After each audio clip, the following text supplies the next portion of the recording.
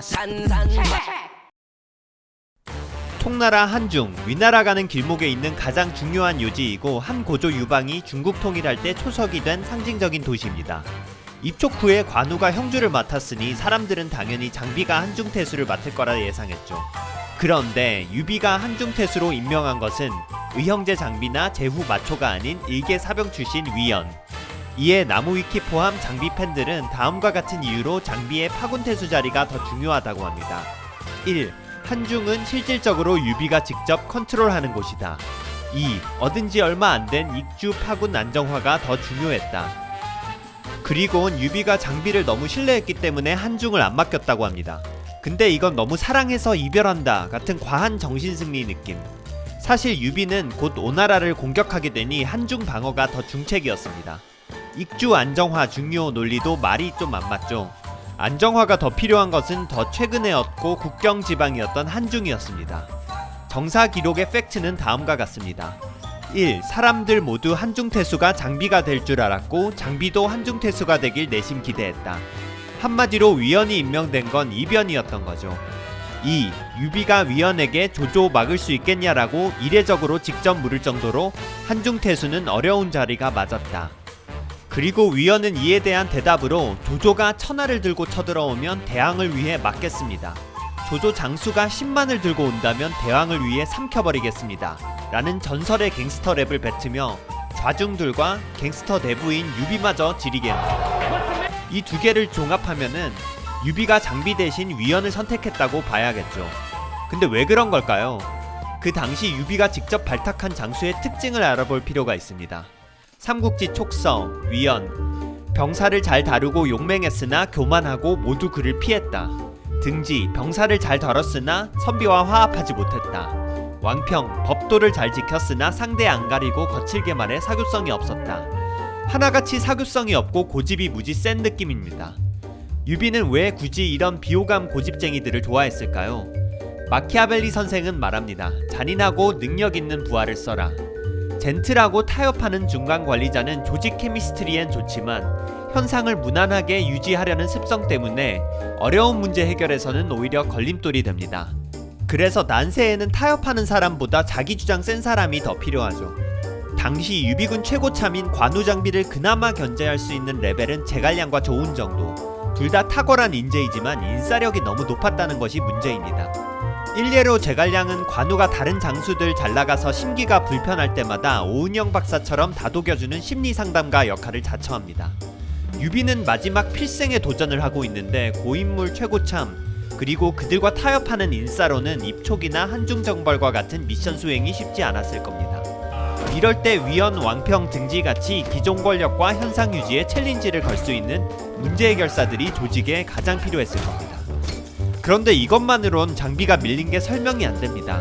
장비 자체가 비록 고인물이었을지언정 그 또한 고집과 능력에 있어 둘째 가면 서러운 인물이었기 때문입니다. 특히 최고 난이도 전투력 측정기 장합을 이긴 몇 안 되는 장수였죠. 여기서 아까 유비 발탁 신예들의 인물평을 다시 한번 보겠습니다. 사실 그들이 타협 안 한 건 기득권, 선비 한정이었고 병사들은 원칙을 일관되게 신중하게 적용하여 잘 다스린다는 평가가 있다는 걸 볼 수 있습니다. 한마디로 강한 사람한텐 강하고 약한 사람한텐 신중한 강강약약 타입. 이것이 바로 장비와의 큰 차이입니다. 장비는 전형적인 강약 약강 타입이었죠. 군자는 경애했지만 소인은 돌보지 않았다. 규율과 일관성 없이 감정에 따라 약절을 다뤘고 유비는 장비에게 이 점을 고치라고 평생 잔소리를 합니다. 그러나 타고난 천성은 쉽게 고쳐지지 않죠. 그리고 결국 마지막 순간에 병사에 의해 죽임을 당하게 됩니다. 보통 사람은 그냥 보스나 기득권 심기 안 건드리고 아랫사람을 편하게 부려먹게 되지만 리더 유형들의 눈엔 보스는 장차 본인이 극복해야 할 대상이기에 보스의 문제는 본인이 어떻게든 강하게 이겨내야 할 문제입니다. 또한 약자는 어려운 미션 달성을 위해 도움을 받을 대상으로 장기적이고 진정한 도움을 받기 위해선 그들에게 장기 채무를 졌다 생각하고 약해질 용기가 필요하죠. 어찌 보면 강강약약은 단순히 멋있는 성격이라기보다 철저히 계산적인 리더들의 본능일 수 있습니다. 그리고 삼국지 최고의 강강약약 캐릭터는 다름 아닌 유비 그 자신이었습니다. 그는 현령 시절 자신을 자르려고 온 도구를 200대 풀스윙 매지라고 도망갑니다. 그 반면에 평원상 때에는 이런 평가가 있습니다. 관리 중 아랫사람도 반드시 더불어 같은 자리에 앉고 같은 그릇으로 먹으며 가리는 게 없었고 무리 다수가 그에게 귀부했다. 심지어 개그로 위장해 유비의 청부살인을 맡은 사람도 유비가 너무 두텁게 대우해서 유비를 찌르지 않고 편지로 그 사실을 말하고 떠났죠. 바로 이런 점들이 수많은 피난과 위기 속에서도 모든 부하들과 백성이 유비를 따른 이유로 보입니다.